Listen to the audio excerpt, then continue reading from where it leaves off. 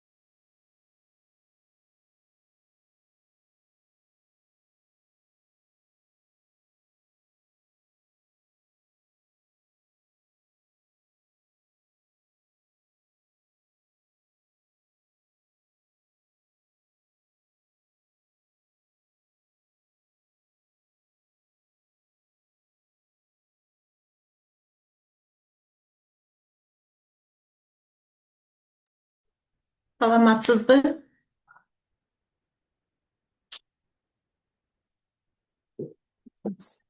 Salamatsız mı? Çünkü siz beni ortasın.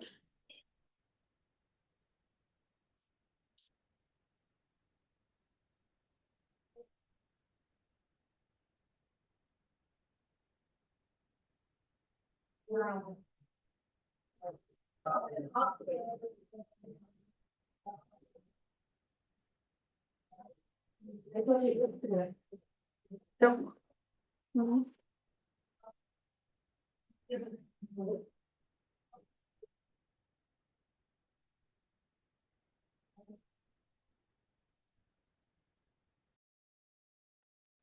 Salamatsız mı? Siz ortasın beni. Ortasın. Salamatsız mı?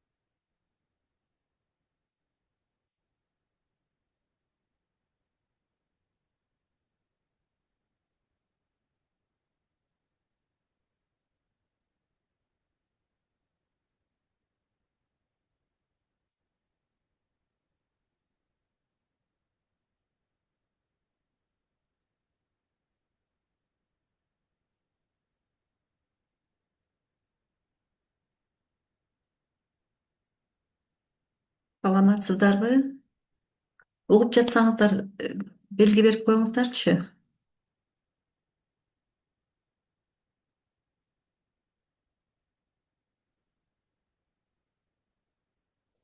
А, Алия, угуп жатасызбы? Сизчи эжекей, атыңыз жок экен бул жерде. Саламатсызбы? Саламатсыздарбы? Мен азыр кичине презентация жасайт элем. Э, Катышуучулар аз болуп жатат, азыр эми түшүнүктүү сабак учуру. Эгерде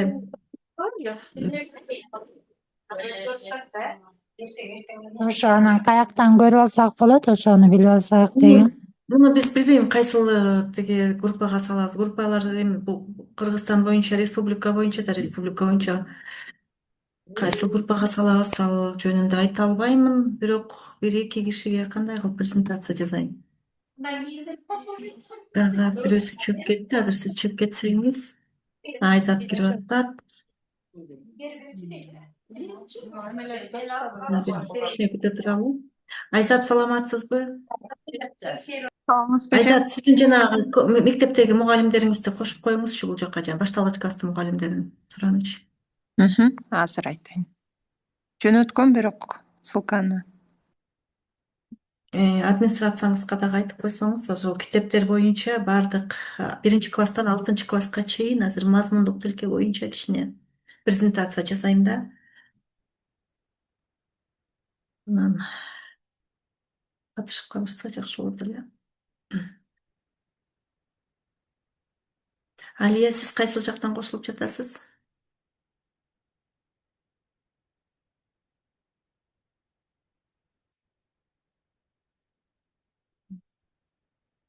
Мен Ак Суу районунан кошулуп аттым эле, Бадинсеновка айылы. Анан 5-7 класстарга сабак берем да, математикачы. 5-7 класс боюнча дагы азыр тиги суроолорго жооп берем. Анан ушул мазмундук тилкелер жөнүндө айтып кетем. Эмнелерге көңүл буруш керек жөнүндө дагы айтып кетем да. Эгерде мүмкүнчүлүгүңүз болсо, калыңыз. Азыр Болбосо кирем сиздин да. параллель иштеген мугалимдериңиз болсо, кесиптештериңиз болсо айтып койсоңуз, башкалар кирип турсун. Биздин ортобузга сиз сабакка кирип кирсеңиз. Ссылка жиберип койсоңуз.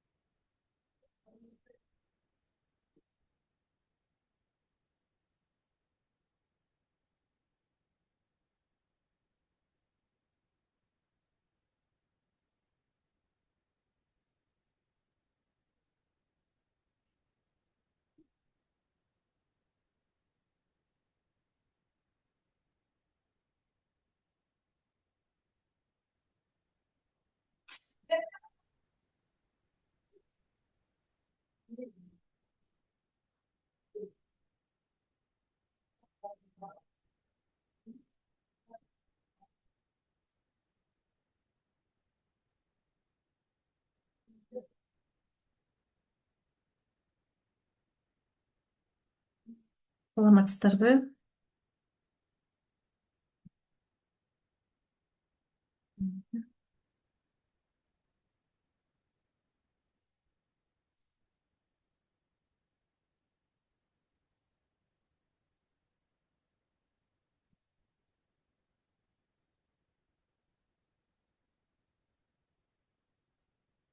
Саламатсызбы Бөлі жеке. Бұл мектеп Саламатсыз. мұғалімдеріне эле арналған окшойт, жеке. Мектептин мугалимдерине. Макул, рахмат.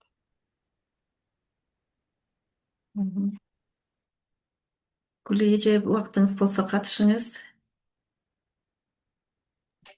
Гүлиз эже. Макул. Кетпей.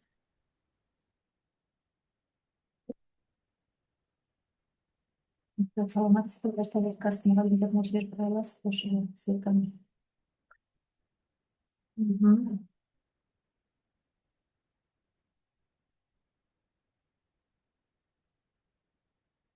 Саламатсыздарбы?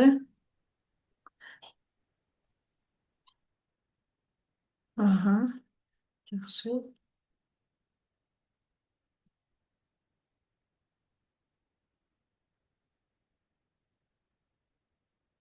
Менин экраным силерге көрүнүп жатабы? Мага көрүнүп атат. Жакшы.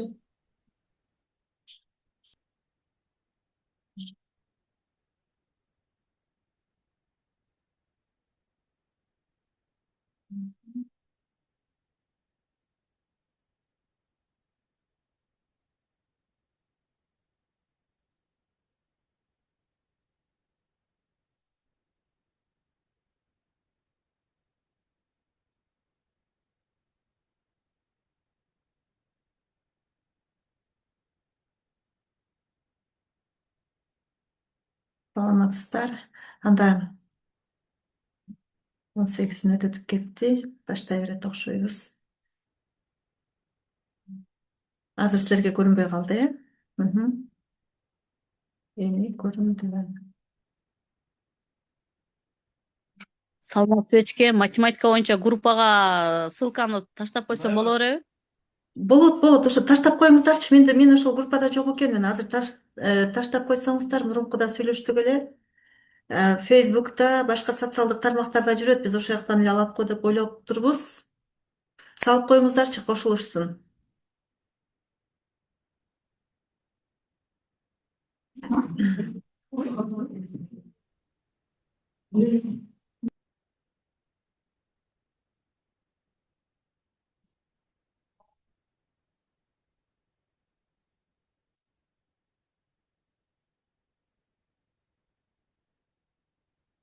Мурунку жолугушууда ким катышкандар барбы? Мурунку биздин жаңы жылга чейинки 2025-жылдын декабрь айындагы акыркы 3-күнүндө жолугуштук эле. Ошондо мен бөлчөктөр боюнча презентация даярдап келем деп силерге сөз бергем катышкандарга. Мазмундук тилке кылып, 1-класстан баштап 10-класска чейинки, азыркы учурдагы 10-класс деп турайын. Бизде азыр 10-класска чейинки материалдар даярда, ошон үчүн 11-12-ни азырынча айтпай жатам. Бөлчөк темасы кандай улануучулук принциби менен берилген, мазмундук тилкесин көргөзүп берем деп пландагам. Ошол боюнча презентация жасайм. Бирок ага чейин мен сиздерден кичине мындай баарлашып алайын.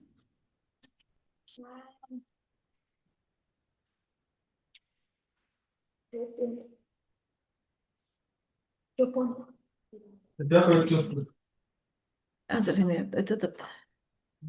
Онлайн өтөт. Так.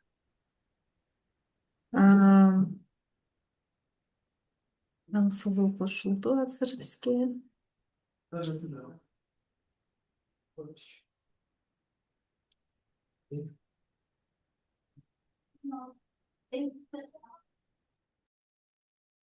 Азыр иш учуру болуп, көпчүлүгүңүздөр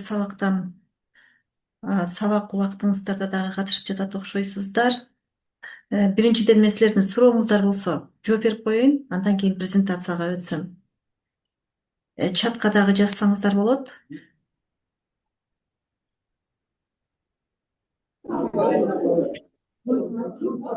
Сиздердин же болбосо сиздердин коллегаларыңардын, кесиптештериңердин жаңы окуу китептери боюнча, математика боюнча жаңы окуу китептери боюнча суроолору, кичине түшүнбөй жаткан кыйынчылыктары болсо бөлүшүп кетсеңиздер, биздин кийинки жолугушуубузга карата бул план болуп калсын. Кайсыл багытта иштеп аларыбызды аныктап алалы, иштеш керек экенин. Сиздерге жалпыңыздарга ошо бир эле суроо берип кетейин. Кандай кыйынчылыктарга дуушар болуп жатасыздар? Бул жерде көбүңүздөр мугалимдер, башталгыч класстын мугалимдери барбы араңыздарда?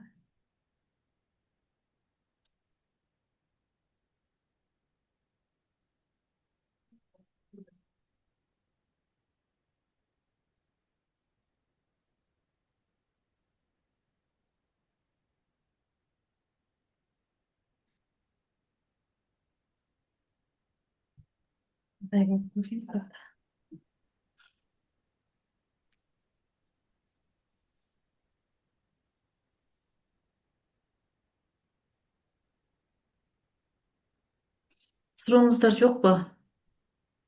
Менде суроо бар. Аха, угуп атам. Тааныштырып кетесизби өзүңүздү?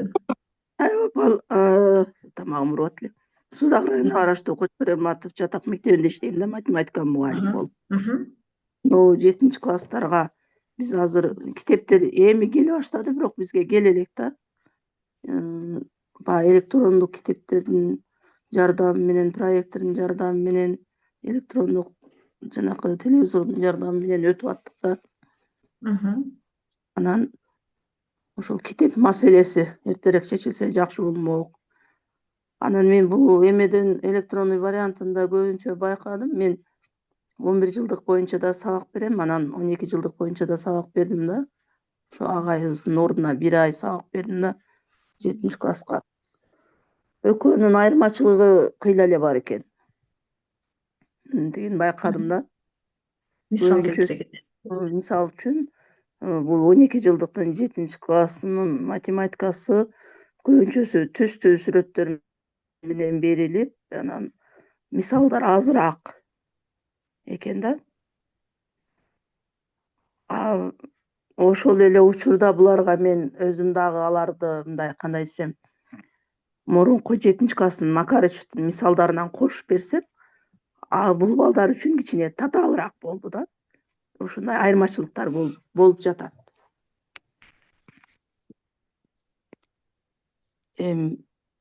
Буларды эми 12 жылдык боюнча, өнүгүбүз боюнча жанагы бирге окуйбуз долбоору, келгиле окуйбуз деген башталгыч класстын окуучуларына өтүлгөн да. Ошонун багытында келген окуучулар тез алып кетип атышат да, алып кетишет экен. Мен байкоом ушундай болду, экөөнү салыштырдым да, мына 1 ай ичинде, чейректин акырында. Оюму айтайын дегем. Силерде кандай болуп жатат? Ушул ой бөлүшкүм келген. Жакшы. Жакшы, сонун. Дагы оюңуз бар окшойт, Динара эжеке, сиз да микрофонуңузду күйгүздүңүз. Саламатсыздарбы? Саламатчылык. Менде мындай суроо бар болуп атат да. Ушул математика китебинин башталгыч классындагы математикаларын карадым да. Мен өзүм 5-класска берем. Ошол эле суроолор башталгыч класстын мугалимдерине да туулуп атат да. Мектеп жанагы бош жаза турган жерлерин сыя ручка менен, эми сыя калем менен, жана жоопторунчу сыя калем менен жазганга окуу китебине уруксат беребизби дегенчи.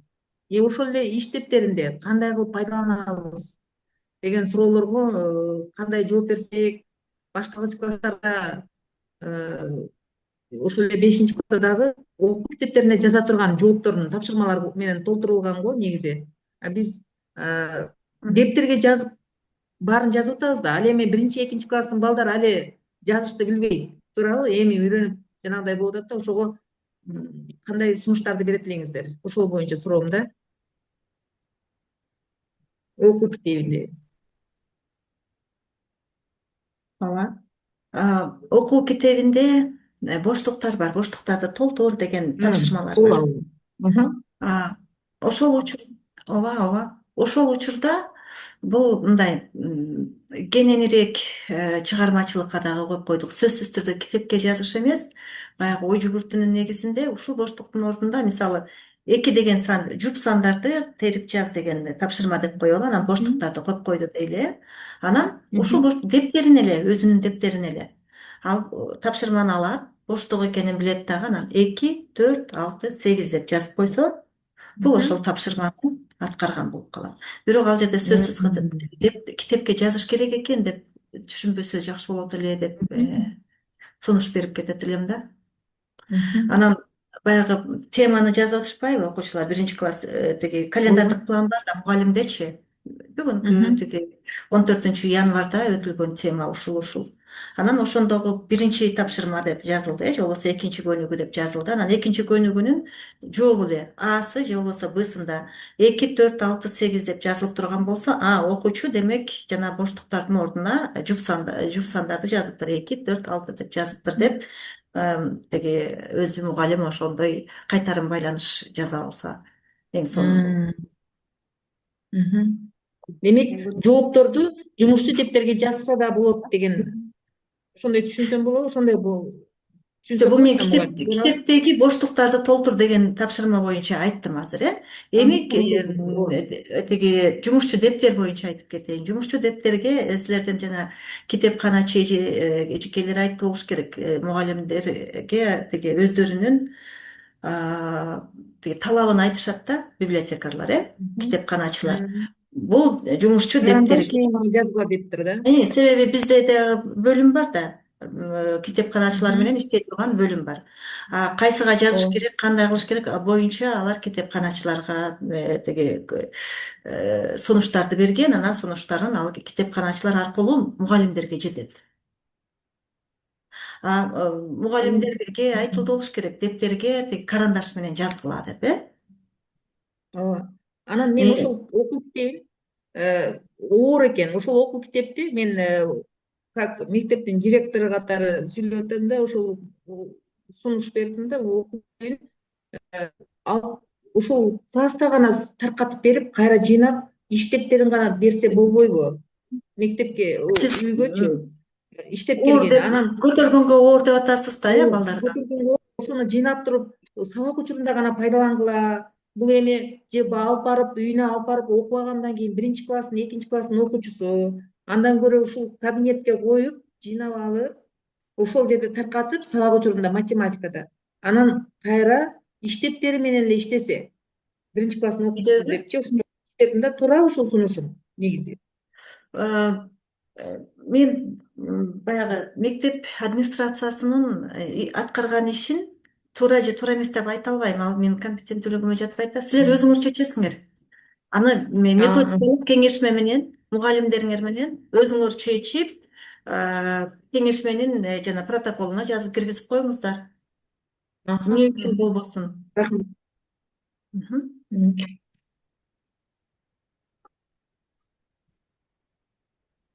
Дагы суроолор барбы? Суроолор жок болсо, анда бул жерде орусча, кыргызча тилде сабак берген мугалимдер болушу мүмкүн. Анан башталгыч класстын мугалимдери болушу мүмкүн, жана жогорку же орто класстардын математикасынан сабак берген мугалимдер болушу мүмкүн. Ошон үчүн азыр мен 1-класстан 6-класска чейинки бир гана мазмундук тилкенин темасы боюнча презентация жазып берем. Бул сиздердин кийинки анализиңерге дагы пайдасы тиет. Башка темалар үчүн дагы ушундай иштөө өзүңөр анализ жасап алууга пайдасы тиет деген ойдомун. Анан ушул мен презентациям боюнча дагы кайтарым байланыш жасайбыз. Мен сиздер менен таанышып кеттимби, таанышкан жокмунбу? Кээ бирөөңүздөр укпай калдыңыздар окшойт башында. Мен Керимканова Айпөл, окуу китеби басмаканасынын математика боюнча адапторлордун, котормочулардын, эксперттердин лидеримин. Суроолоруңар болсо бизге соц тармактарга жазсаңыздар дагы бизден жооп ала аласыздар. Анан ушул суроолор менен калып калбасаңыздар, мен суранып кетет элем, азыр баягы техниканын заманында анан социалдык тиги тармактар баардыгыбызга жеткиликтүү да. Ошол убакта биз суроолор менен калып калбасак өз алдыбызча деп тиги биздин агартуу министрлиги дагы бул боюнча аябай көп сунуштарды берип турат мугалимдерге, окуучуларга, ата энелерге, анан тиги бул мекеменин кызматкерлерине дагы. Анан ушул жума сайын ушундай жолугушуу уюштуруп туруу тапшырмасы каралган, министрлик тарабынан бизге берилген. Анан бул жалпы республикага ар бир жуманын 3-күндөрүндө математика боюнча, башка күндөрүндө башка сабактар боюнча жеткиликтүүлүк, мүмкүнчүлүк бар. Ар бир жума сайын мен түрдүү презентацияларды жасап турам, мазмун боюнча математикалык. Анан эгерде мектептин администрациясы бул жерде бар болсоңуздар, ошол мугалимдериңиздерге мүмкүнчүлүк түзүп берсеңиздер, ушундай убакта келип катышып кайтарым байланышка чыкканына.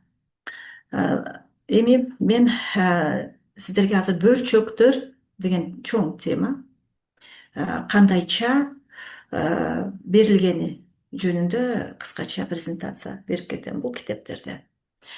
1-класс менен 2-класс окуу китептери колуңуздарга тийди. Мен азыр бул жерге беттерин көргөзүп койдум. Бөлчөктөр деген тема 13-бөлүмдө берилген, 171 бетте.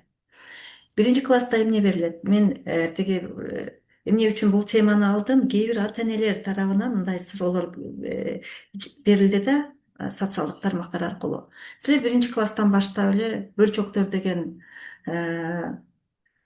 теманы берип атасыңар, балдар кайдан билмегиле бөлчөктү деген, мурда биз 5-класстан өтчү элек деген тиги мындайча айтканда комментарий келди бизге. Анан ошол боюнча мен эмне үчүн андай экенине жооп катары сиздерге дагы суроо берип калышы мүмкүн да, ата энеңиздер, Анан ошондо сиздер кандай жооп бере ала турганыңар жөнүндө дагы кичине баарлаша кетели деп чечтим. Бул 1-класста жарым деген түшүнүк кирет. Бөлчөк деген түшүнүк бөлчөк катары кирбейт. Баягы биздин мурунку түшүнүгүбүздөгү бөлчөк катары кирбейт. Чоң гана жарым деген гана түшүнүк кирет. Бүтүндүн тең жарымы бар. Анан эгерде бүтүндүн да бөлө турган болсок, ал теңге бөлүнбөй калышы мүмкүн дегендей түшүнүк берилет. Ошон үчүн бөлүктөр анан тең бөлүк, анан тең эмес бөлүк деп берилет. Азыр мен китептен дагы мисалды келтирем. Азыр биринчи жумбана бул мазмун боюнча айтып кетейин, анан кийин китептен дагы ошол конкреттүү мисалдарды көргөзөм, бардык класстарды. Бизде баарыбыз педагогиканы, методиканы окуп атканда жогорку окуу жайда пропедевтика деген чоң бөлүм бар болчу да, билебиз да, институтта окуп аткан кезибизде эстейличи. Пропедевтикада ошол чоң түшүнүктү берүүнүн алдында даярдоо этабы болот, Бөлчөк деген чоң түшүнүккө 5-класстан, 6-класстан жетишиш үчүн 1-класстан баштоо керек деген бар. Түшүнүктөрдү берүү этабы. Ошондо бөлчөк деген түшүнүккө барыш үчүн мына жарым деген түшүнүктү алып атат 1-класстан. Анан бул жанагы бүтүн нерсенин жарымын алып атат. Ал эми кийинкисинде сандык өлчөмдүн жарымын алат. Мисалы, бул жерге 4 шуруну тизип коюп, же болбосо 4 ручканы берип туруп эле, ай мунун жарымы канча болот? Ай бөлчү ушуну жарымга. Акмак менен Азатка бөлчү 4 ручка тиги калемди десек. Бөлүп берип атат дагы, муну атап атат. Анан буга 2 тийди, буга 2 тийди деп жөн гана тиги атап бөлчөк деген түшүнүктү берип атат. Могул 2-бөлүмдө. Анан жарымдарды кайра бириктирип бүтүндү түзүү. Көрдүңүздөр, бул жерде бүтүндү бөлүп атат. Эми бул жерде бөлүү амалына пропедевтика болуп атат. Жанагы бул иштерди конкреттүү модельдер менен аткаруу менен ушул бөлүү амалына кандай болуп жете турган жол азыр көзүңөргө аябай жакшы көрүнүп калат да. Анан тиги мореки кадамдарды аттап улануучулук принцибине өтүп баратканда бөлүп атат да, бул жерде бириктирип атат дагы. Мореки ишти аткаруу менен көбөйтүү амалынын концепциясын түшүнүп атат окуучу биринчи класстан. Жөн гана түшүнүп берилип атат. Ал өзү колу менен тиги конкреттүү модельдер менен ошол көбөйтүү бөлүү амалдарын аткарып жатканы өзүнө билинбегени менен мугалимге көрүнүп турат. Анан кийин экинчи класста бул кандай уланат бөлчөк түшүнүгү. Бул жерде жарымдарды албадыбы? Эми жарымдарды алууну дагы тиги жарымдарды алуу көндүмү кичине жогорулайт, концентрланып берилет, дагы тиги оорлоп баштайт дегендей, же болбосо тереңдеп баштайт, же болбосо кеңейип баштайт деп айтабыз. Анан кийин чейректерди табуу деген жаңы түшүнүк экинчи класста кирет.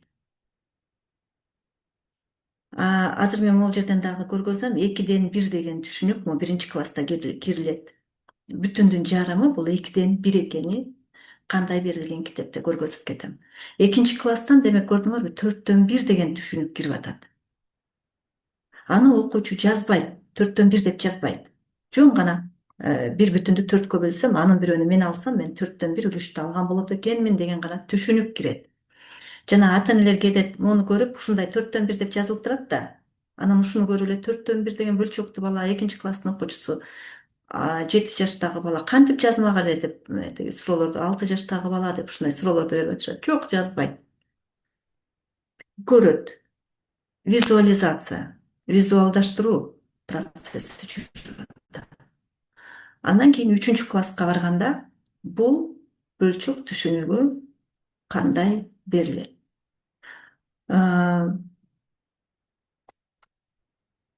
Жана жарымдар менен чейректер берилип атпайбы? Андан кийин үлүштөр кетип атат. Бөлчөктөр, бөлүктөр, анан үлүштөр деген түшүнүк кетет. Анан бөлчөктөрдү салыштырып башташат. 2ден 1 чоңбу же 4дөн 1 чоңбу деп. Биринчи, экинчи класста салыштыруу азырынча жок. Могул экинчи класста дагы бири бар, үлүштөрдү бириктирет. Могул жерде биринчи класста дагы биринчи байкасаңар, могул жерде жарымдарды бириктирүү менен бүтүндү түзүп атпайбы? Бул жөн гана бир чоң бөлүмдүн тиги подглавасы болчу, камтылган бөлүмү болчу. Ал эми экинчи класста үлүштөрдү бириктирүүгө өзүнчө бир бөлүм берилип атат. Анан сравнение, үлүштөрдү салыштыруу экинчи класста дагы түшүнүктөрү кетти, бирок бул жерде чоң кичине деген белгилер менен салыштырып баштайт. Анан 4 класста кайра эле ошол бөлчөк түшүнүгү кичине тереңирээк, анан кененирээк берилип атат. Анан бөлчөктү бүтүнү менен байланыштыруу. Бул жерден катыш түшүнүгү кетип атат. Анан 1 класстан, 4 класстан баштап катыш түшүнүгүнө киришүү башталат. Анан бөлчөктү бөлүү түрүндө жазууна эми запись кетти. 4дөн 1 дегенге тиги бөлчөк сызыгын сызабыз, анан кийин тиги канчага бөлүнүп атканын жазабыз, анан тийген үлүшүн бул жакка жазабыз деген тиги жазууну түшүнүп башташат. Эми мен могул жерге дагы ылдый жагына муну биринчи азыр горизонталдыкты айтып алайынчы. Горизонталдык өнүгүүнү байкап атасыңар, улануучулук принциби аркылуу. Анан 5 класстан баштап ондук бөлчөктөр түшүнүгү кетти. Үлүштөр, жөнөкөй бөлчөк жана ондук бөлчөк деген эмне? Ондук бөлчөк 1, 2, 3, 4 класста берилген жок. Мына 5 класстан баштап ондук бөлчөк деген түшүнүк башталды. Эми ушул ондук бөлчөктөн кийин кайра көрдүңөрбү? Жөнөкөй бөлчөктөр менен ондук бөлчөктөр жана проценттер деп экөөнү бириктирип, экөөнүн тиги айырмачылыгы же болбосо окшоштуктары ушул жерде каралат. Анан жаңы түшүнүк кирет проценттер деген. Процент, катыш, үлүш, пропорция деген түшүнүктөрдүн баары бөлчөк деген чоң түшүнүккө кирет. Сага киреби? Анан байкасаңар ошо жөнөкөй ондук бөлчөктөр менен проценттердин байланышы кетти 5-класстан. Анан 6-класстан бул кайра уланат. Ондук бөлчөктөр, жөнөкөй бөлчөктөр жана проценттер кетет. Эми муга мен токтолгум келет. 3-класстан баштап эсептөөлөр башталат. 1-2-класста байкасаңар бул жерде тиги жөн эле бириктирүү, эсептөөлөр кандай жүрүп атат. Бүтүндү алуу, жарымды алуу, жартыны алуу же болбосо 4/1 алуу кетти. Ал эми могу 3-класстан баштап сандын бөлчөгүн табуу, сандан бөлчөктү табуу, анан бөлчөктөрдү кошуу жана кемитүү түшүнүктөрү башталат. Жана биздин бул онлайн сабагыбыздын башталышында суроо бербедиңиздерби? Тиги мисалдар аз экен депчи.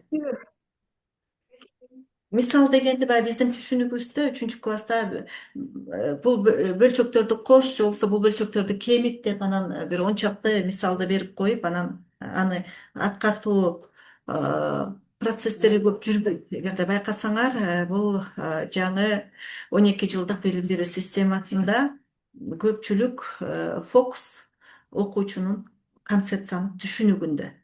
Анан жанагындай конкреттүү модельдер менен аткара билүүсүнө басым жасалат. Сен муну кандай түшүндүң? Бул кагазды ал дагы 4 бөлүккө бөлчү.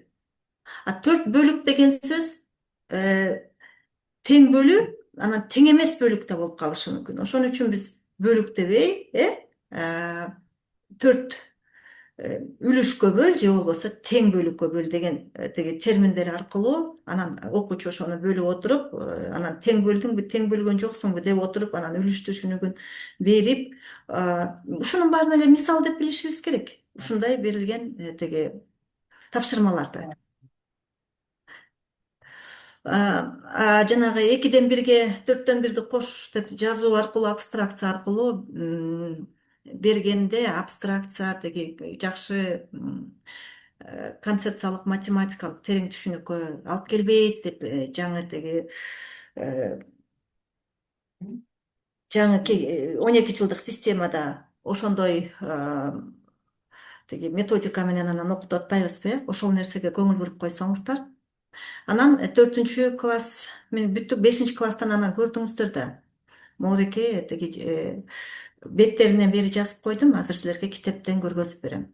Могу жерден карасаңыздар, пропорция жана катыш деген 5-класстан башталат. Мунун баары бөлчөк деген мазмундук тилкеге кирет. Эгерде силер биздин мурунку предметтик стандартыбызды карасаңыздар, бөлчөк же болбосо сандар деген тиги мазмундук тилкеге пропорциянан катыш деген темалар кирчү. Биз азыр бөлчөк деп өзүнчө бөлүп карап атабыз. Анан андан кийин 6-, 7-, 8-класстарда карасаңыздар, жалаң тиги пропорция, анан катыш менен, анан бөлчөктүк амалдарды аткаруу менен бул тема уланып кетет. Бул мазмундук. Эми азыр китеп менен силерге азыр демонстрацияны көргөзөйүн.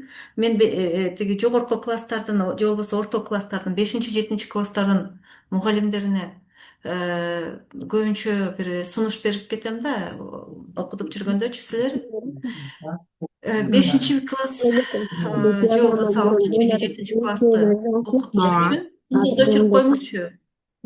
Кундуз микрофонуңуздарды өчүрүп коюңуздарчы.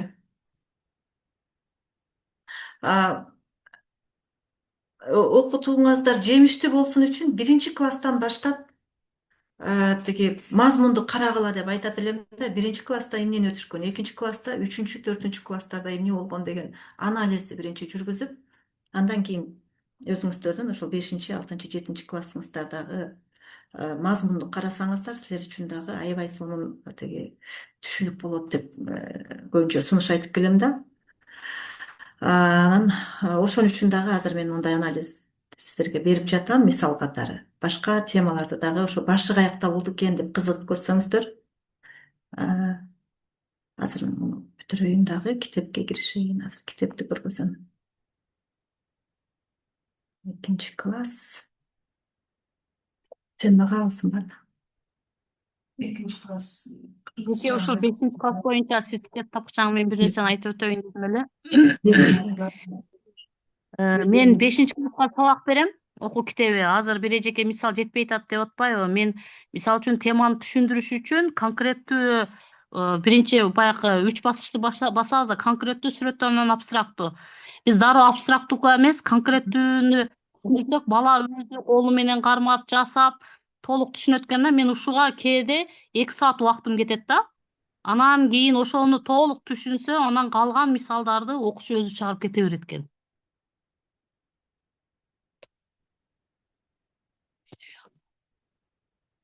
Үнүм угулбай калды окшойт, а?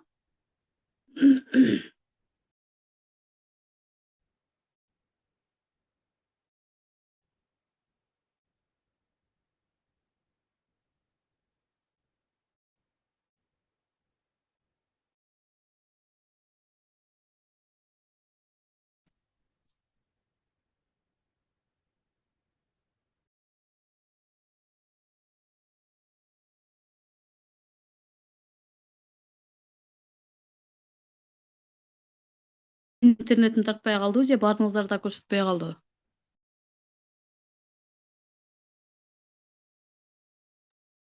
Үнүң угулуп эле атат. Бизде да көрсөтпөй калды баарыбызды эле. Анда эжекенин өзүнөн окшойт, а? Мен техникалык мүчүлүштүктөр болуп чыгып кеттим окшойм, Мен угулуп атамбы силерге? Угулуп атасыз эжеке, эми угулуп атат. Меники тартпай калды окшойт. Мен мына Угулуп ошондой атабыз, кылып көрүп пайдаланып атабыз. атам. Ошол боюнча Эң сонун. айтып берип койсоңуз, мен туура эле кадамга барып атамбы же убактымды бекер кетирип жатамбы?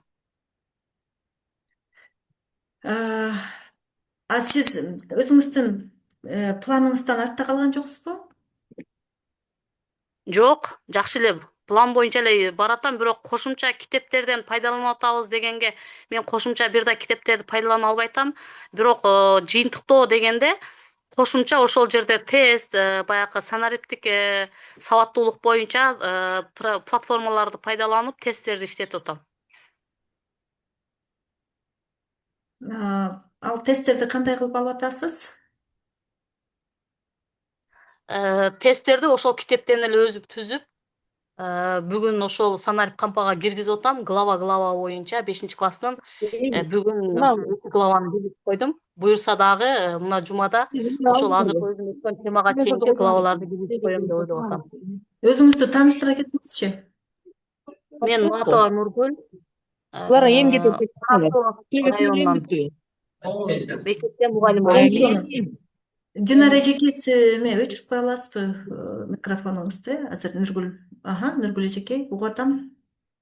Эң сонун Нургүл эжекей. Абдан сонун. Биз быйыл ошол жаңы МСНин китеби боюнча Бишкекке барып окуп, ошол сингапурлук агайлардан сабак алып, улуттук мастер тренер болуп келгенбиз. Мына ошолордун өткөнү боюнча менде ушундай түшүнүк калыптанды.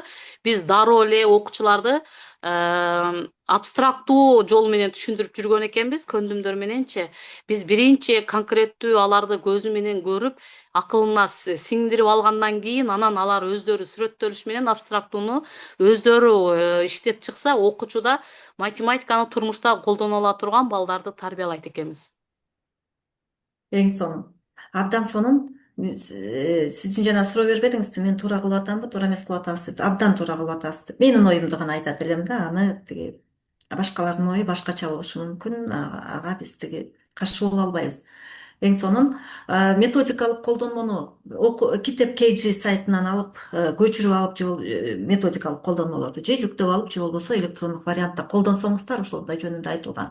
Ар бир теманын аягында мугалим өзү чыгармачылыгы аркылуу тесттерди түзүп, анан окуучуларына берсе болот деген сунуштар бар. Ал тиги тесттерди кайсыл платформада түзөсүздөр, аны мугалим өзү тиги чыгармачылыгы менен. ооба ооба даяр мугалимдердин колдонмосунда сабактын планы жазылып, окуучу кайсыл жерде жаңылыштык кетирет, кантип оңдосо болот, кандай суроолорду берсе болот, окуучуну дагы кызыктырып түшүндүрүш үчүн эмне деген суроону бериш керек, кайсыл жерде кайсы көндүм аткарылат, баардыгы толук жазылыптыр. Абдан сонун айттыңыз. Ушуга дагы мугалимдер, кесиптештер, силердин көңүлүңөрдү буруп кетет элем. Методикалык колдонмону сиздер каалаганыңыздардай колдонсоңуздар болот. Ал жерде сунуштар берилет. Эгерде сиздин окуучуңуз бул суроого мындай жооп берсе, анда сиз ага мындай кайтарым байланыш берсеңиз болот. Алдыга жылдырсаңыз болот, өнүктүрсөңүз болот деген сыяктуу сунуштардын баардыгы бар. Абдан сонун айтып кеттиңиз, Нургүл. Тиги башка биздин кесиптештерде дагы ошондой тажрыйбалар бар болуш керек. Анан аягында, бул жолугушуунун аягында дагы кичине кайтарым байланыш кылалы, ошондо бөлүшө кетесиздер. Эң сонун. Эми муну карасаңыздар, 1-класстагы бөлчөк деген түшүнүк 13-бөлүмдө башталып атат. Жарымдарды алуу. Анан бул жерде окуучу тиги эмнеге жетишет деген максат коюлуп турат. Мунун баары тең жана бизде предметтик стандартта берилген компетенттүүлүктөр тиги китепте да берилет. Ушуга дагы көңүл буруп койсоңуздар. Ушул сабактан кийин, теманы окугандан кийин окуучу 1-класстын окуучусу бүтүн объект барабар жана барабар эмес бөлүктөргө бөлүнөрү жөнүндө түшүнүк алган. Анан объекттердин санынын жарымы таба аласың. Анан тиги кайра бүтүндү жарымдан алууну билесиң. Анан жарым менен бүтүн деген эмне экенин дагы түшүнөсүң деген тиги максаттар коюлат дагы, күтүлүүчү натыйжалар анан ушундан башталат. Тиги могу жерден карап көрсөңөр, теңге бөлүнүп турат, анан тең эмес бөлүктөр. Эгерде мындай болсо, кандай тиги могу сызыктан бул жагы менен бул жагын экөөнү салыштырат дагы, бул бүтүн нерсе теңге бөлүнбөптүр. Болбосо 2ге бөлүнүп турат өзү. Бирок 2 бөлүгү тең эмес экенин. Бул жерде дагы 2 бөлүмү барабар эмес деп тиги жыйынтык чыгарып, анан карап туруп, бул жерден анан симметрия деген түшүнүктөрдү дагы жаңыдан башталыштары ушул сүрөттөр аркылуу кетет. Аны биз айтпайбыз, айтып коет го, биз тиги ввод понятия, түшүнүк берүү деген бар го. Мугалим өзү түшүнүп турат ошону. Бул сүрөттөр аркылуу бала тиги симметриялык сызыкты дагы билип атат. Кийин мен тиги симметриялык сызык башталганда ушул сүрөттөрдү колдонсом болот деген сыяктуу. Кеп ал жөнүндө эмес, бирок кеп ошо бөлчөктүн тең бөлүмү, анан тең эмес бөлүнү, барабар бөлүккө бөлүү, анан барабар эмес бөлүккө бөлүү деген түшүнүк жөнүндө айтып атам. 1-класстагы мына башталуу ушул жерде болуп атат. Анан бул көнүгүүлөрдү аткарып окуучу көндүмү калыптанат. Эми сан дагы тиги количество деп коебуз орусчасы, бирок кыргызчада ошо число дагы сан деп кетет, анан количество дагы сан деп кетет эмеспи? Орусчасын айтканда количественное значение, анан тиги равные части и неравные части деген түшүнүк кетет. Анан жарым, демек, эгерде жалпы 8 болсо, анан 4кө бөлсөк, анын то есть 4төн бөлсөк, 2ге бөлсөк, жарымы болуп калат экен деген түшүнүк гана кирет. Жазбайт, эчтеке кылбайт, жөн гана бул жарымы. Анан могу жерден көрсөңүздөр, тиги мындай дейт. Жарымды ушундай деп жазсаң болот деп жөн гана айтып атат. Жазууга баланы түрткү бербейт бул жерде. Түшүнүк гана берилет. Кийин ушундай жазасың деген сыяктуу эле да. Анан 4 болсо, бул 4-2 8 болот. Жана жарымды бириктирүү аркылуу бир бүтүндү алып атат деген түшүнүктөрдүн баары акырындан берилет. Анан могул жерде монча алмурут бар экен, ушуну теңге бөлө аласыңбы, бөлсө болобу деген суроолорду берип отуруп калыптандырат. Анан муну байкасаңыздар, бүтүндүн жарымы 2-1 экенин теги түшүнүк катары бала мына 1-класстан калыптандырып алат. Бул өзү бүтүн нерсе, бунусу болсо жарым, бунусу 1 жарым болот да, экөө биригип теги бүтүндү берет. Бирок мынакей жазууну карасаңыздар, 2-1 деген жазууну гана көрөт ушул жерден. Жазбайт бала. Жарым бөлүктөрдү бириктирип, анан бир бүтүндү ал. Андан ушул жерде дагы барабар бөлүктөр, анан барабар эмес деген дагы түшүнүктү пайдаланып окуучу ушул эсепти чыгарат же болбосо бул көнүгүүнү аткарат.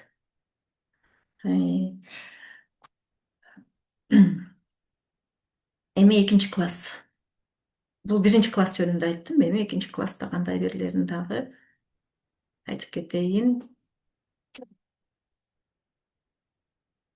Саламатсызбы? Идежебин жокпу? Жокпу? Больничныйда.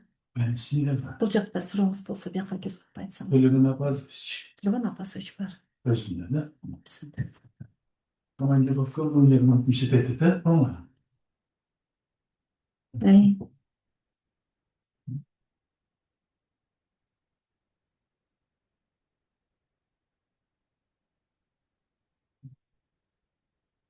Азыр мен 2-класстын китебин ачам.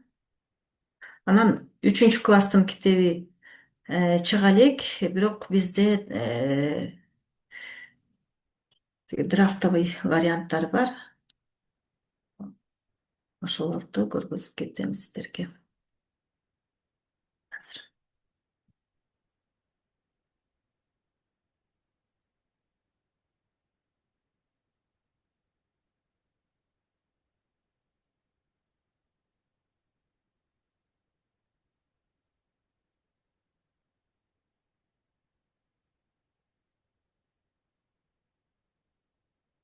Мен бармынбы силерде? Жок болуп кеткен жокмунбу?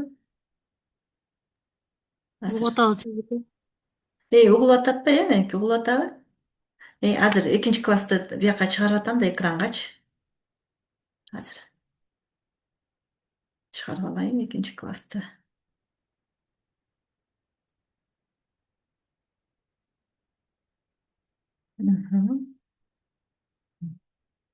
Неге чыкпай жатат азыр?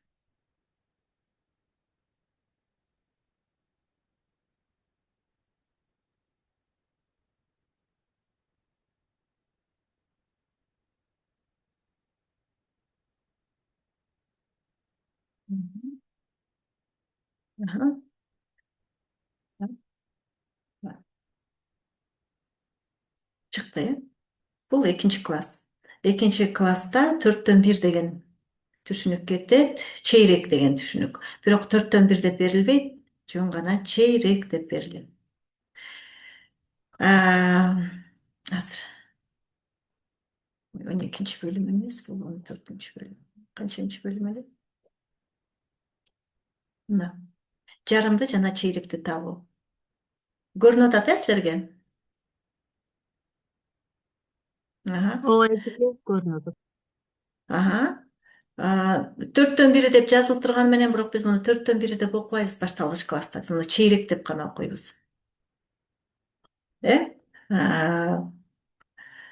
Мына бул жерден эгерде торту тең бөлүктөргө бөлсөк, же болбосо барабар бөлүктөргө бөлсөк, ал анда кандай болот деп суроолорду берип отуруп, анан чейрек ошонун 4-1 бөлүгү чейрек экенин билип алабыз. Мына могул жерде деле кирем 4кө бөлүнүп турат.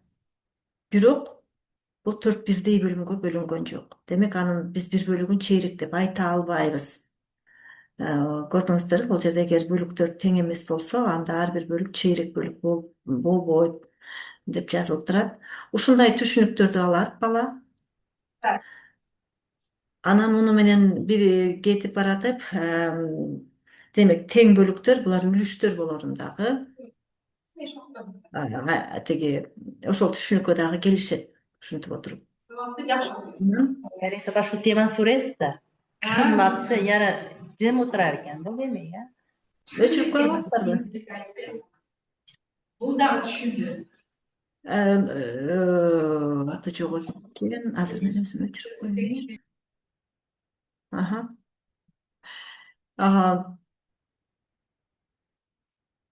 Демек, жанагындай мындай практикалык көнүгүүлөрдү аткарып отуруп, окуучу мына келсеңиздер да карасаңыздар, мисалы бул бир сабакта бөлүү аркылуу 2-ден 1 жана 4-төн 1 табуу деген сабак деп коелу.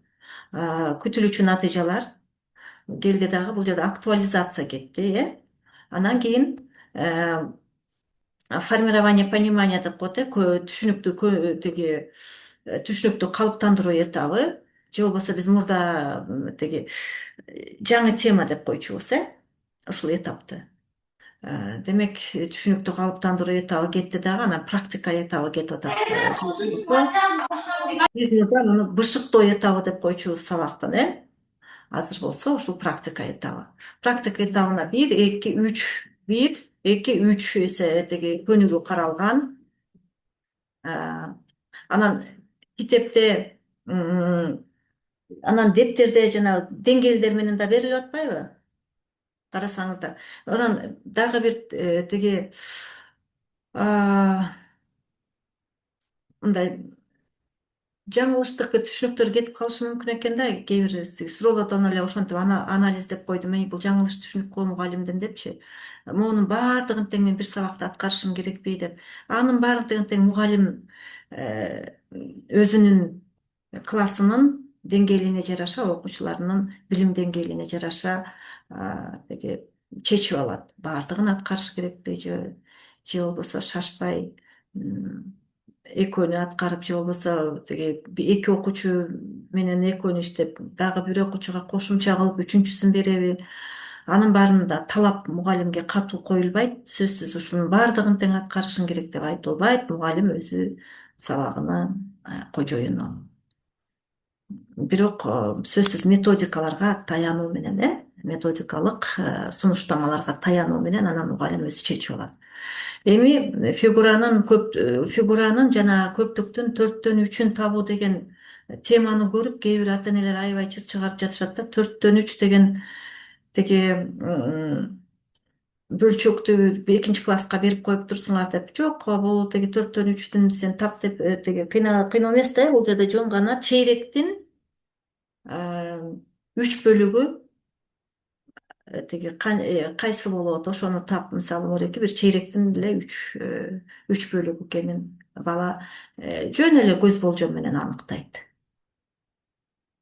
Бул дагы математикалык процесс болорун мугалим аябай жакшы түшүнүп алса, мисалы мону 4-төн 3 деп билип алса, чейректин 3 бөлүгү, 3 үлүшү же болбосо, көзү менен эле көргөзүп 1, 2, 3 деп айтып койсо эле, бул тиги математикалык түшүнүк калыптана берет экенин тиги ата энелерине түшүндүрүп койсо болот да. Тиги мындай деген комментарийлер айтылып атпайбы? 2-класстын материалдары аябай оор берилип атат, бөлчөктөр берилиптир, анан балдар түшүнбөйт деп өзүнчө алдын ала эле жыйынтык чыгарып атышат да. Бирок бала, окуучу абдан жакшы түшүнөрүн көпчүлүк мугалимдер айтып жүрүшөт. Анан кээ бир ата энелер дагы аябай айтып атышат да, менин балам көрсө аябай жакшы түшүнүп алат экен. Бул 4 деген бул бөлүнгөн үлүштөрдү айтылат экен, 3 деген бул берилген сүрөттөлүштүн эле жазылышы экен деп түшүнүп атат деп айтып атат да. Ушул нерселерге көңүл буруп коелу. Мына бул 2-класстагы бул түшүнүк сүрөттөр аркылуу берилип атат. Анан 14-бөлүмдө дагы уланып атат үлүштөрдү бириктирүү.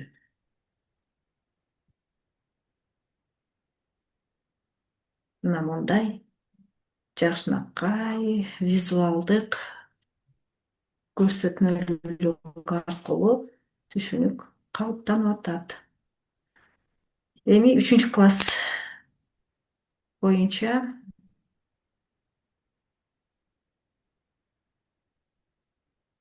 ичине кыргызып кетейин.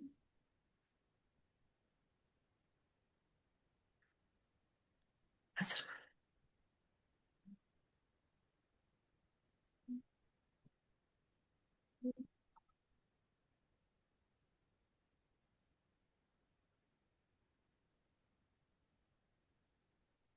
бул азыр бул кайсыл китептики болду экен?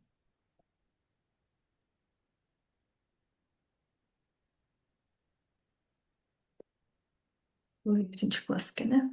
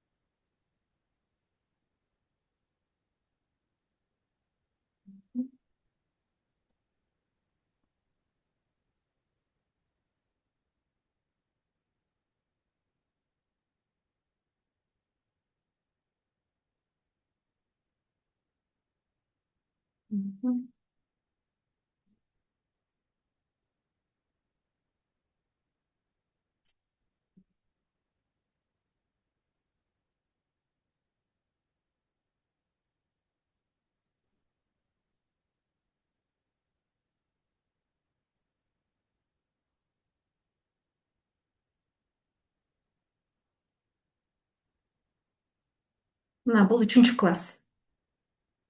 3-класстын китеби чыга элек, бирок бизде даяр болуп калган материалдарыбыз бар. Биз азыр ушул 3, 4, 6-класстар менен иштеп атабыз, даярдап атабыз. Кийинки жылы бул китептердин баардыгы тең жетет баарыңыздарга.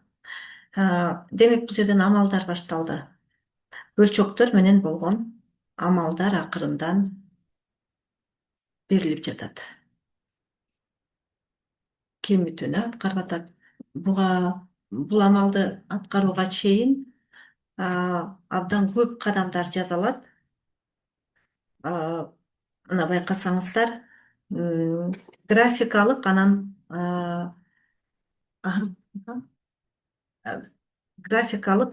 практикалык конкреттүү материалдар менен иштөө, графикалык материалдар менен иштөө аркылуу анан кийин абстракцияга өтүп, мына моундайларды, бул амалдарды аткарып башташат балдар. 3, 4-класстарга дагы ушундай эсептер бар. Анан пропорция түшүнүгү, катыш түшүнүгү 1-класстан баштап эле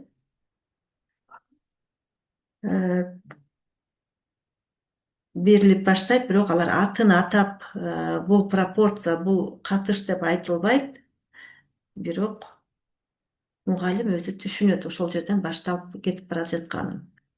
Анан кандай ал концентрлик чоңоюуга кетип бара жатканын мугалим өзү ошонун баарын билип алышы керек. Азыр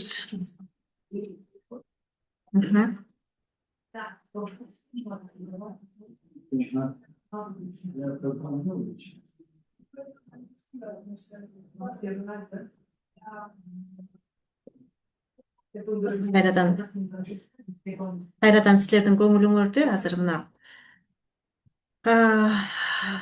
бөлчөктөр, ондук бөлчөктөр, проценттер, катыштар жана пропорциялар деген темага бурам кайрадан. Демек, ушунун баардыгы тең, катыштар дагы, пропорциялар, проценттер дагы жазылышы боюнча бөлчөк катары жазылат. Анан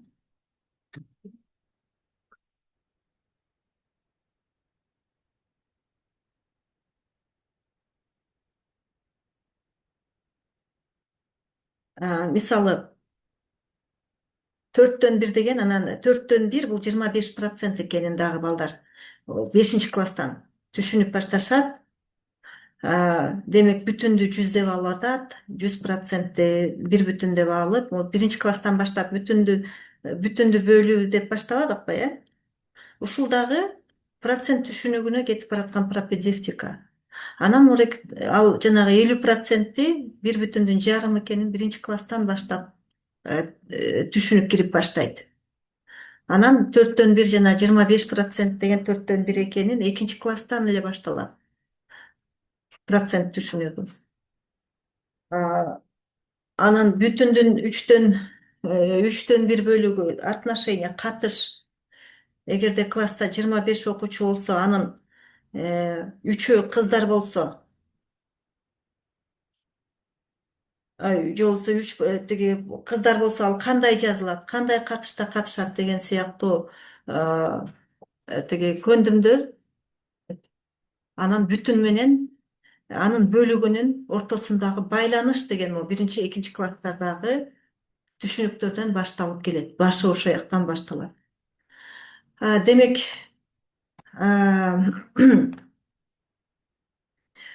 бул берилген окуу китептерде улануучулук принциби, системалуулук принциби жана дидактиканын биз жогорку окуу жайда окуп атканда билебиз да, дидактиканын 7 принцибин. Ошондогу жана системалуулук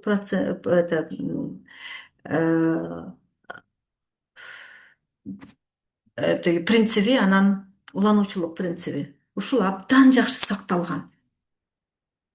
Ошону көрө аласыздар. Ушул анда мен презентациямды жыйынтыктадым. Эми сиздерден кичине кайтарым байланыш күтөм, суроо жооп аркылуу кайтарым байланыш жүргүзүп алалы. Азыр мен экранды өчүрүп коеюн.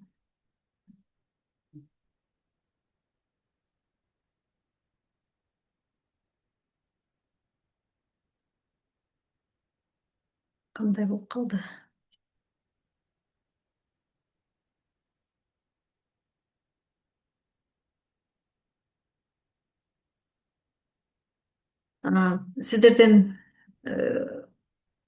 Сиздерден комментарийлерди күтөм.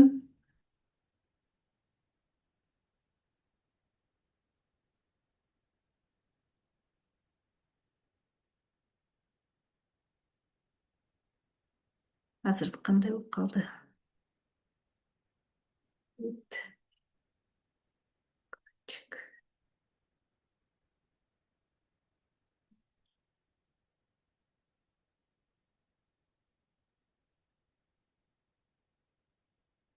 Айзат, сиз барсызбы? Мен көрүнүп атамбы? Гүлиз эже? Ооба, көрүнүп атасыз. Ооба, көрүнүп атасыз эже. Мен өзүм көрүнбөй калдым да, ошон үчүн. Экран кеттиби? Менин жана презентациям дагы эле турабы? Трансляция Жок, болуп. кетти өзүңүз эле. Түшүнүктүү. Анда сиздерден кичине кайтарым байланыш өткөрүп алалычы? Сиздер менен бирге.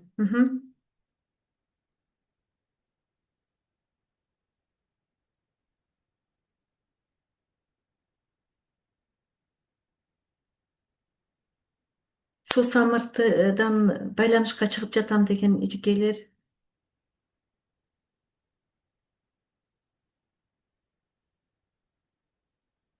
Бул жерде жума сайын саламатсызбы? Сонун болмок, жума сайын окуу болсо да, жума сайын эл агартуу министрлиги тарабынан пландалган. Ар бир жуманын 3-күнүндө математика боюнча, 2-күнүндө табияттануу боюнча, анан 1-күнүндөбү англис тили боюнча, же 5-күнүбү англис тили боюнча эсимде жок, бирок социалдык тармактарда рекламалар байма-бай берилип жатат. Кийинки тиги 3-күнгө план түзүп алалы. Сиздер кандай сунуш берип элеңиздер? Кайсыл теманы карайлы, эмнени карайлы?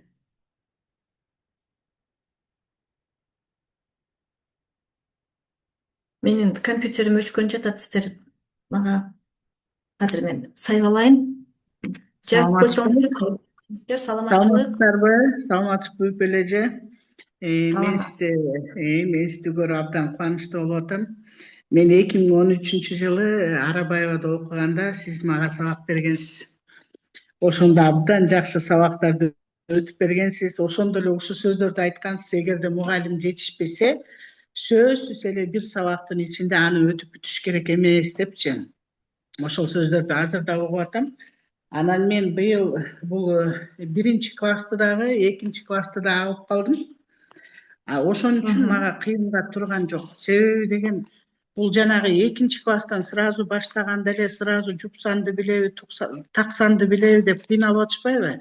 Эгерде бирден баштап ошол китепти алып кетсе, оңойго турат экен дагы, анан кызыктуу болот экен. Балдар наоборот жандуу болот экен. Мен мурда бул китептерди окутканча мынча жандуу болчу эмес. Азыр китеп менен эле сабагым кызыктуу өтүп кетет экен. Канча карандаш турат, канча бака турат, канча тепкич турат деп эле баягы балдар жооп берип атып эле сабак кызыктуу эле болуп атат. Анан аяк ченинде эле кыйналып калбасак. Ошо анан айткандай ошо жума сайын же бир ушундай окуулар болуп турса, бизге да абдан бул китеп боюнча кызыктуу болуп атат. Азыр жакшы дагы буякта сунуш түштү. Таңсулуу эжекейден маалыматтарды чогултуу деген теманы карайлычы деп. Бул маалыматтарды чогултуу темасы статистика деген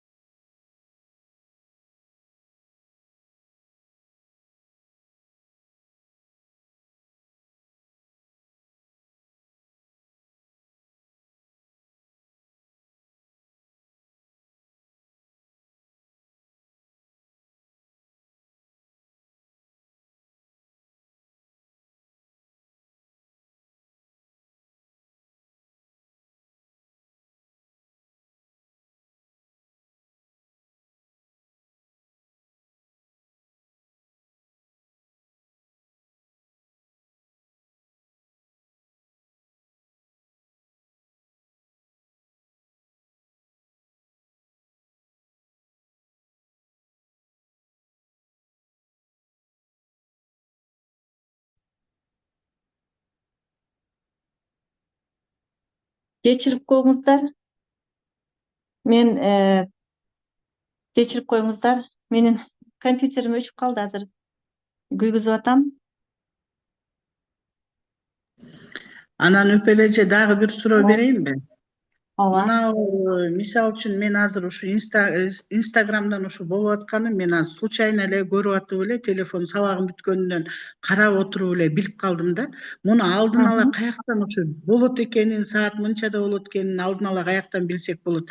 Мен 20 эле мүнөт болду киргениме. Көрсө 2-де эле башталыптыр да. Ар бир жуманын ушул 3-күндөрү саат 2-де математика боюнча жолугушуу болот. Ар бир жуманын саат 2-де. Рахмат. Ошол кесиптештериңиздерге дагы бөлүшүп койсоңуздар, группаларга Ошону бөлүшүп мен айтайын койсоңуздар. деп атам мен. Азыр карасам аз эле киши катышып атат да. Көрсө биз билбек. Мен азыр көрүп эле случайно ачып калып эле кирип калдым. Биз мурунку жумада дагы өткөнбүз.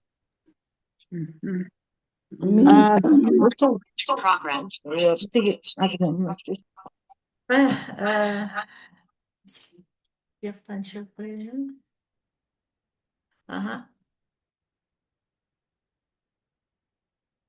Агартуу министрлиги уюштуруп берди. Атайын бизге айтылды, окуу китеби ушундай бир жума сайын мугалимдер менен, ата-энелер менен жолугушуп турасыңар деп. Эгерде ата-энеңиздер суроолор пайда болуп жатса, аларды дагы кошуп койсоңуздар болот. Чектөө жок.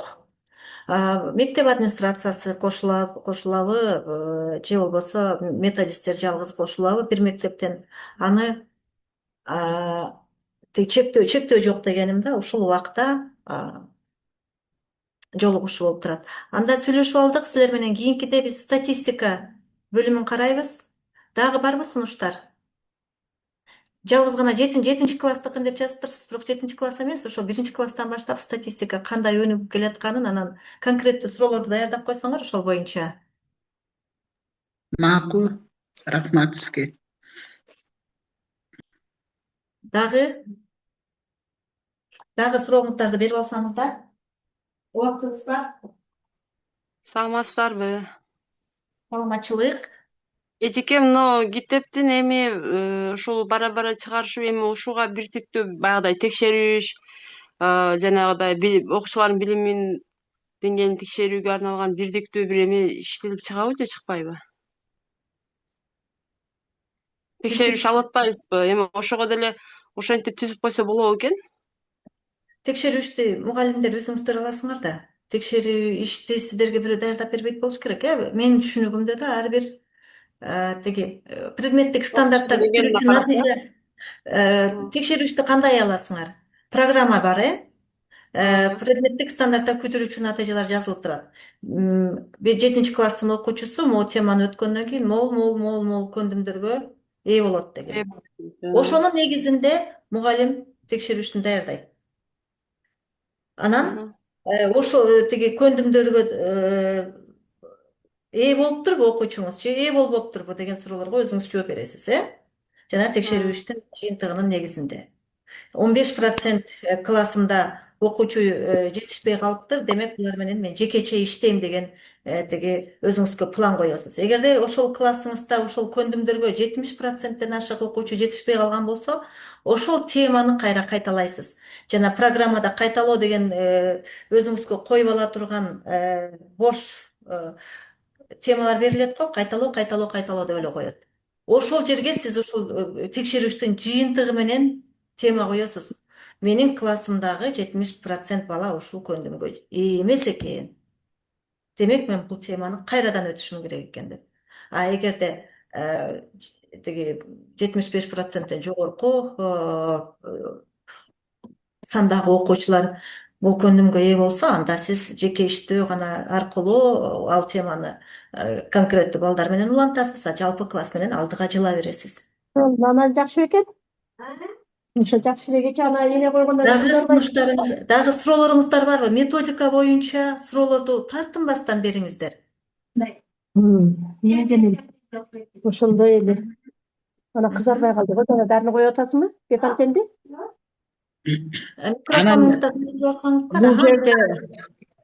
Бул жерде окуу иштептерин эле жаздырып атабыз да, анан кийин тигилдеп обычный жанагы 5 томдук дептерлер артта калып атат, бирок айла жок, ага дагы эсептерди кошумча берип коюп атабыз. Негизи же бул иштептер менен эле иштей беришибиз керекпи? Эми баягы 5 сомдук дептерди сөзсүз ала жүргүлө деген бир талап менин оюмча жок болуш керек. Мен көргөн жокмун да бир методикадачы ушул 5 сом, 20 сомбу жанагы чатырак дептерлерди сөзсүз алып мугалим аны жаздырыш керек дегендичи. Кайсы класс боюнча айтып жатасыз, аны билбейм да. 1 менен 2. 1 менен 2. Сөзсүз колдонуш керек болуп калат экен 1 менен 2. Себеби дегенде 1ди жаңы жаздырып баштайбыз, 2-ни анан коштурабыз, кошуу, темитүү, амалдарды иштегенде. Туура айтып атасыз. Мен бул жөнүндө мындай деп айтып кетейинчи. Сиздерге даярдоо этабы берилген да, бир чейрек боюнча берилди, бир чейрек бою даярдоо этабы берилдиби, менин түшүнүгүмдө. Менин билишимче ошондой болуш керек. Ошол убакта жаздырып көрүп алдыңыздар да, Анан ал жана чакмак баракка кошууну аткарабыз дегениңиз 1-класста мен жакшы түшүнбөй жатам да. 1-класста жанагындай конкреттүү модельдердин жардамы менен кошобуз да, Ошондойбу менин түшүнүгүмдө? Ошондой. Анан сөзсүз түрдө биз бул китеп менен эле эмес, ошо дептерге жаздырып, дептерге анан бир чейрек жеткиликтүү эмес экен да, баары бир. Баягы жакшы окуганы, жетише албаганы бар. Азыр дагы деле жаздырып атабыз. Мына 100гө чейинки сандарды бүгүн жаздырып атабыз ошочу. Дептерге жазыш керек экен. Ооба. Аны методикалык өзүңөрдүн жана уюмдарыңар бар да, анан администрация аркылуу чечип аласыздар.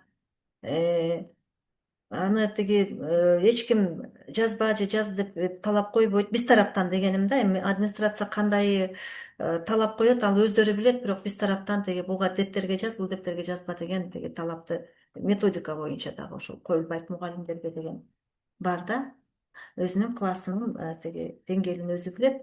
Бирок методикалык гана тиги чектөөлөр аркылуу да. Силер билесиңер да, окугансыңар да тиги методика преподавание математика, башталгыч математиканы окутуунун методикасы деген аябай чоң дисциплинаны окугансыңар. Ошонун чегинде иштесеңиздер туура болот. Рахмат. Дагы сурооңуздар барбы? Анан жанагындай бул китеп эми жаңы болуп атпайбы? Жаңы болгондо сөзсүз сиздер үчүн дагы кичине кыйынчылыктар болушу мүмкүн. Дуушар болосуңар, ал эми табигый эле процесс. Анан бирок ошолго тиги чечүү жолдорун дагы издесеңиздер абдан сонун болот да. Ал чечүү жолдорун кайдан издейсиздер? Байланышыңыздар бизге. Себеби биз ошол күнүмдүк кызматыбыз 8 саат болсо, күнүгө ошол 8 саат бою ушул китеп менен биз биргебиз. Ар бир тамгасын билебиз. Ар бир сөзүн билебиз. Канча айдан бери иштеп, тиги бардыгын өзүбүздөн өткөрүп, жазып жүрөбүз, изилдеп, жанагынтип окуп, күнүгө тиги уктасак дагы түшүбүздө, ойгонсок өңүбүздө ушул китеп. Анан бардык сурооңуздарга жооп берүүгө аракеттенебиз. Тиги сурооңуздар жоопсуз калбайт. Кайрылыңыздар. Биргелешип ушул тиги жолдон өтүп алсак, баягы кичине даңгыр жол салып алсак деген бар го, андан аркынысы жеңилирээк болот. Баштапкы учурда кичине кыйынчылыктар боло турган нерсе. Ата энеңиздер эгерде суроо берип, анан сиздер жооп бере албай жаткан болсоңуздар, бизге шилтеп коюңуздар, тиги ата эне тиги суроосун бизге жөнөтүп коюңуздар. Анан ушул жумада сабак өтүп атышат, анан деп кошуп койсоңуздар дагы болот. Ошентип биргелешип иш алып баралы. Анан кесиптештериңиздерге дагы ссылкаларды жөнөтүп койсоңуздар, анан суроолорду даярдап, суроолорду жазып жиберсеңиздер абдан жакшы болот. Ошол менин айтарым. Ушул графиктерди жөнөтүп койсоңуз жакшы болот эле. Бизде азыр мугалимдерде маалымат жок да, мен да капысынан кошулуп калдым да. Бар экен ушундай деп. Агартуу министрлиги менен түз байланышта болуп бере турган суроолорубуз көп да. Биз эми баягы практика жүзүндө биз окутуп атабыз да балдарды. Ошол боюнча маалыматтарды берип койсоңуз, биз да кесиптештерибизге айтсак. Мына күндөрү Суроолорду даярдап коюп, суроолорду даярдап коюп, мага берип коесуздар. Талкуулап алабыз. Ушул жуманын, ар бир жуманын экинчи күндөрү саат 2, үчүнчү күнү саат 2-де математика боюнча жолугушуу. Ссылканы сиздер Инстаграмдан аласыздар. Агартуу министрлигинде турат, же болбосо окуу китеби деген жазып койсоңуздар, окуу китеби сайтында да жүктөлүп турат, анан жанагындай социалдык тармак адресинде да жүктөлүп турат. Ошол боюнча ссылка менен кире бересиздер.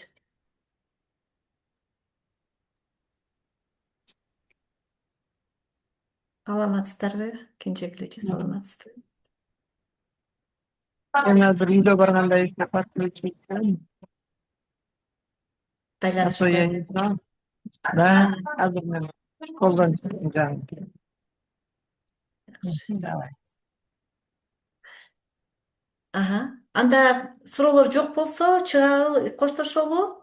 Бар болсо жооп берейин.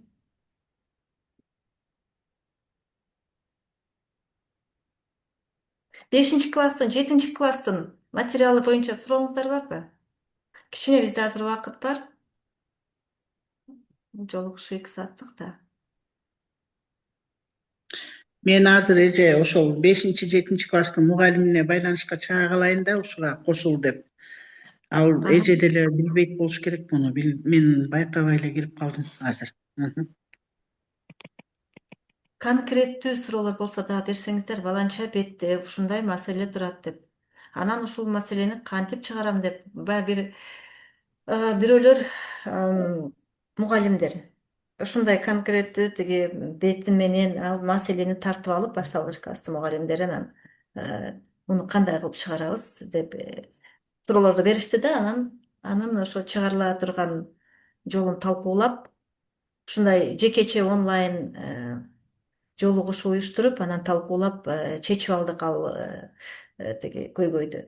Анан ата энелер дагы видео тартып бул маселени биз түшүнбөй жатабыз дегендердин баардыгына онлайн жолугушуу уюштуруп ал ата эненин баласын кошуп алып ал жерге ата энени кошуп алып анан жайма жай аябай 1 саат бою талкуулап түшүндүрүшүп тиги жакшы ийгиликтерге жетишип алдык. Анан бизден кандай жардам болсо аябастан биргебиз.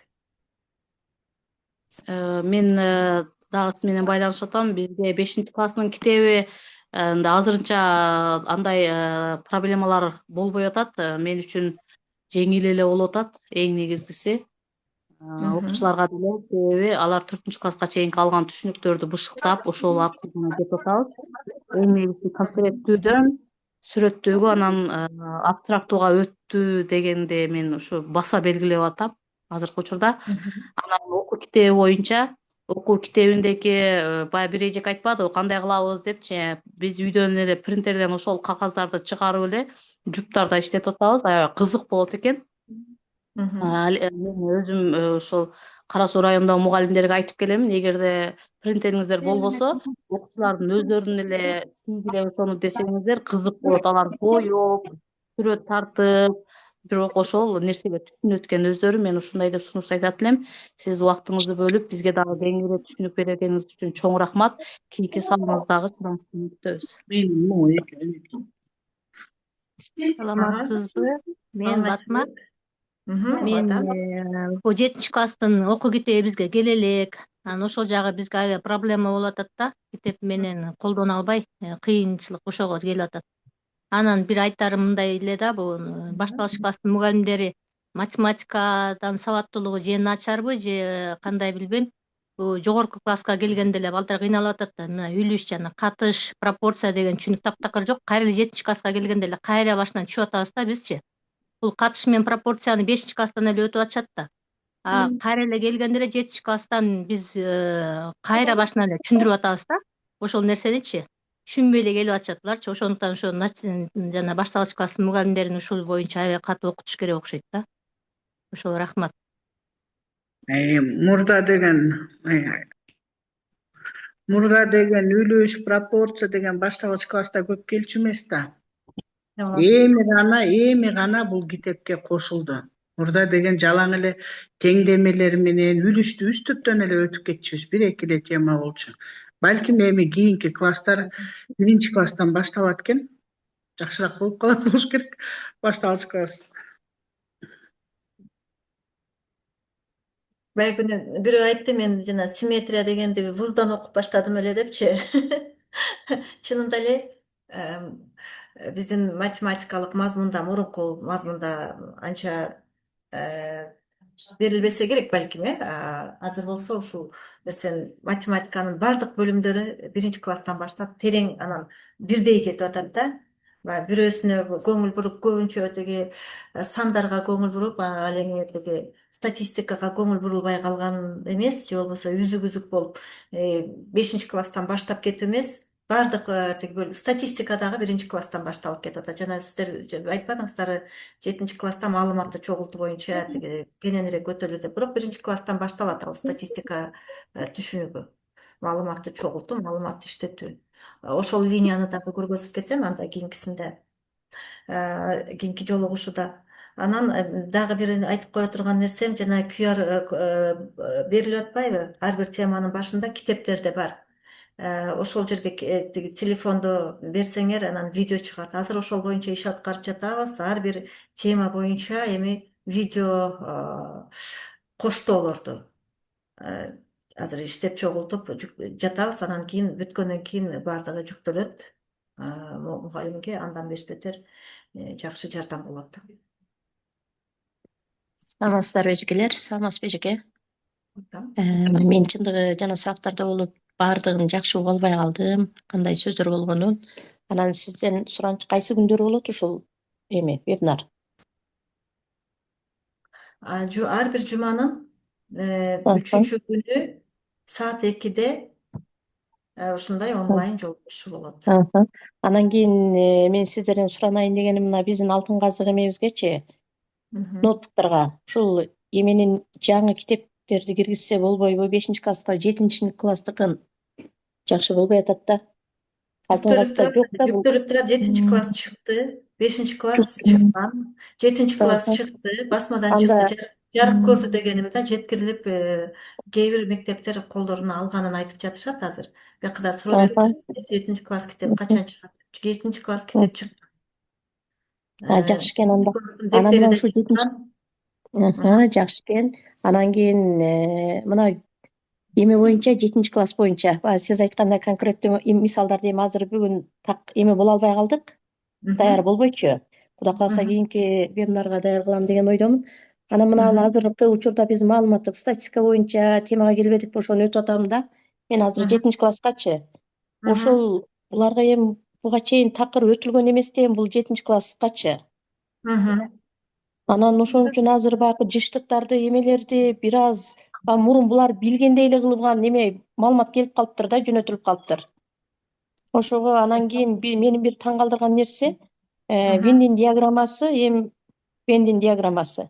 Анан Корелдин эмеси дегенге Карел. Мен чындыгы Карелдин эмесин мен өзүм деле түшүнө албай калдым. Анан ошону Вендин диаграммасы менен Керолдун диаграммасы 5-класста берилет. Бирок азыркы 7-класстар 5-класста өтүштү да баягы Керолдун диаграммасы, Вендин диаграммасы, Керолдун диаграммасы баягы көптүктөрдө өтүлбөдүбү? Ошол боюнча эле бышыкталсыз. Вендикин өткөнбүз, өтүлгөн Вендикин. А бирок Керол дегендикин мен чындыгы же мен өзүм түшүнбөйм. Берилгенде көптүктөрдө ал көптүгү менен бул көптүгүнүн биригүүсү деп тегерекчилер берилген го. Ооба, ошол Керолдук болуп калабы? Жок, ал эме тегерекчилер менен берилген, ал Вендин диаграммасы. Вендин диаграммасы да ал биригүүсү кесилиши Вендин диаграммасы. Таблица менен берилет го, мисалы мына окуучу мынанча чай ичсе, мына окуучу кофе ичсе, экөөнү тең ичсе деп биз таблица толтурбадыкпы 5-класста? Ал жанакыл маалыматтар жыштыгы, жанакыл эмеси, полигондору боюнчабы? Жыштык ол. Таблица боюнча берилген. Эме телегей эжекей. Анда мындай кылбайлыбы? Биз ошол тиги мүмкүнчүлүгүбүз дагы болбой жатпайбы? 7-класстын мугалимдерин өзүнчө бөлүп, башталгыч класстын мугалимин өзүнчө бөлүп өткөнгөчү, ушул эгерде андай мүмкүнчүлүк болсо, ошентип тиги аябай тиги конкреттештирмекпиз да. Келгиле бүгүн анда тиги жыштыктар деген теманы өтөбүз, же болбосо тиги маалыматтарды талдоо деген теманы өтөбүз, көптүктөр деген теманы өтөбүз демекпиз да. Бирок мен дагы бүгүнкүдөй сыяктуу эле эртең тиги улануучулугун эле айтып кетишим мүмкүн, статистиканын кандай кетип атканын. Анан ошол жерге мен кошо кетейин кийинки жумада. Ошол Керол диаграммасын анан статистика деген темага эле анда мен сиздин сурооңузду түшүндүм. Эмне жөнүндө болуп атканын дагы мындай өзүмдөн өткөрдүм дегендей да. Анан ошол жерден байлап кеткенге аракет кылам, жооп берип кеткенге. Дагы бар болсо сунуштарды айтып койсоңуздар, ушу статистика бөлүмү боюнча кийинки темабыз ошондой болуп атат да, Дагы барбы? Дагы эмне менен көңүл бура кетейин? Айтып коюңуздарчы. Мына жумушчу дептерлерибизчи. Эми Кудай кааласа келсе жумушчу дептер менен кошо келсе керек, сатка чыкса, эми ал жумушчу дептер деген одноразовый бир эле жылга да жарайт да, Себеби бала жазып койгондон кийин китепканачыбыздын маалыматы мага караганда көбүрөөк. Мен мазмунга жооп берем. Китепканачыдан сураңыз. Ал боюнчачы теги аларга повышение квалификация өтүп жатат. Анан биздин специалист бар, атайын китепканачы менен иштей турган, китепканачылар менен иштейт. Макул, рахмат эчке. Анда түшүнүктүү болду. Эгерде сурооңуздар болсо, тиги жазып коесуздар, эмнеге көңүл буруш керекпиз, кайсыл жерден силерге жардам керек. Силердин катышканыңарга чоң ыраазычылык. Өзүңүздөрдүн жанагындай эле дагы бир кайрылып кетерим, ушу кесиптештериңиздерге дагы жайылтып койсоңуздар бул маалыматты. Анда жакшы туруңуздар. Жакшы калыңыз. Сизге да чоң рахмат. Күтөбүз кийинки 3-чү күндө. Саламатта болуңуз эже. Башталгыч класстын мугалимдерин кошуп коюңуздарчы. Ушу башталгыч класстын мугалимдеринде аябай көп суроо болуп атат. Администрацияңыздарды дагы кошуп койсоңуздар, Кошоюн, мен ошо бүгүн эме кылып кошуп турам баарын. Макул, биз да бүгүн кокустан кирип калдык. Жакшы туруңуздар.